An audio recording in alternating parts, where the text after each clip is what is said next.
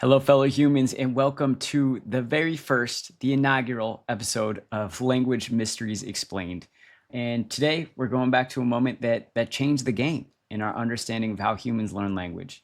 When this paper dropped in 96, this was a moment. It was like when Tupac put out All Eyes on Me or the Beatles dropped Sgt. Pepper's. If you were in the world of developmental science, this was an absolute mic drop. And why? Because it showed that babies, just 8 months old, could track patterns in sound and use them to find words, even before they could say one. So let's dig into how this experiment worked, what it means for SLPs, and what it tells us about the mysteries of language learning. So here's the setup. Saffran, Aslin, and Newport created a made-up language, totally nonsense words like bidaku, padoti, golabu, and they mashed them together into a stream with no breaks, no pitch, no intonation, just flat robotic syllables like this.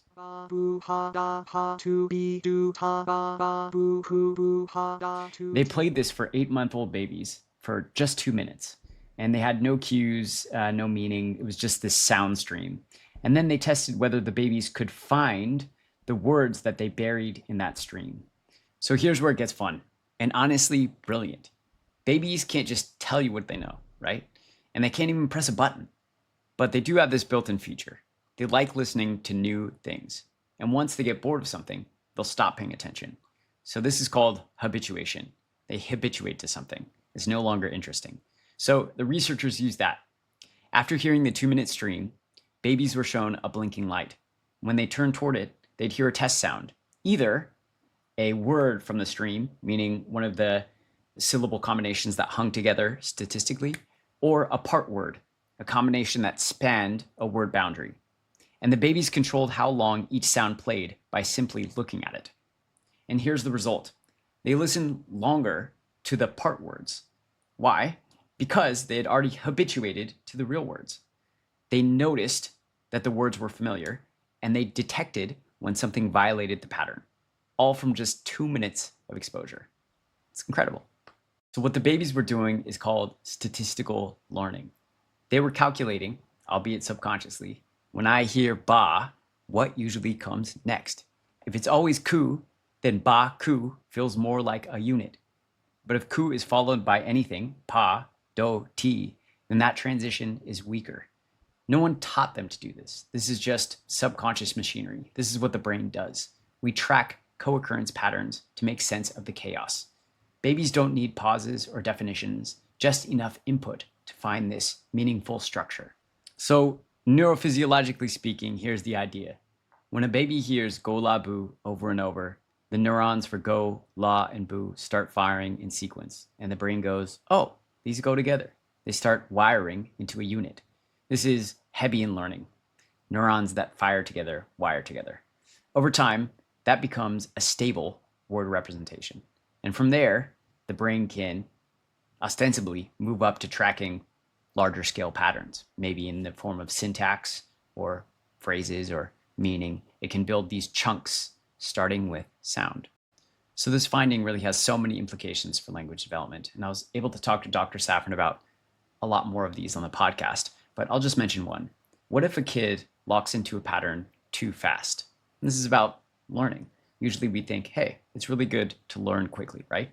But let's say they treat T-bay from petit baby as a word, just because it shows up a few times. That's a false pattern, what she would call a spurious correlation. So maybe the ideal learner is someone who's flexible, who picks up reliable patterns, but stays open to revising them.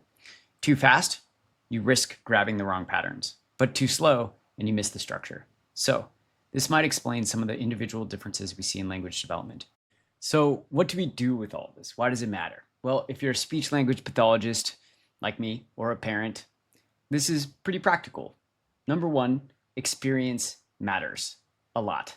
So in order to learn the patterns of language, this research shows that infants need to be exposed to the language, and not just to a few words here and there, but lots of input across different situations, speakers, and contexts.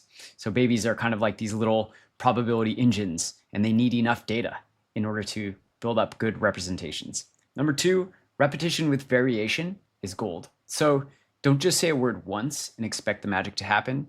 You have to say it again and then say it differently. So Let's take a word like dog. We could say, pet the dog is sleeping, the dog ate my guacamole. Each version gives the baby a new statistical snapshot where they can figure out where the word boundaries are. And the point is basically that repetition builds the signal, but variation keeps it flexible.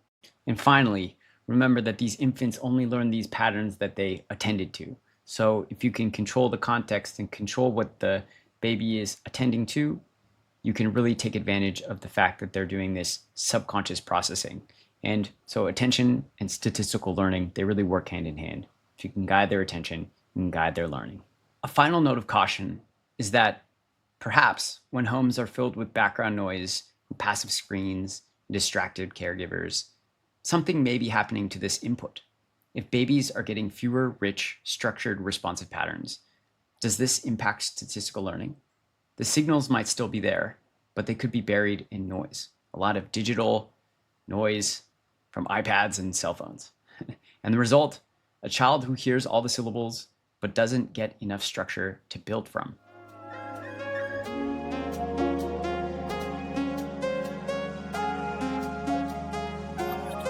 Infants, these tiny humans who can't speak, they can't point, can't even sit up straight, they're already making sense of the world.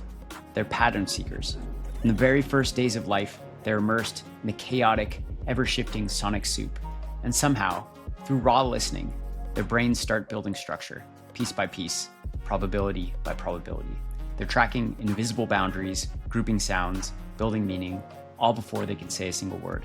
So they know far more than they can express.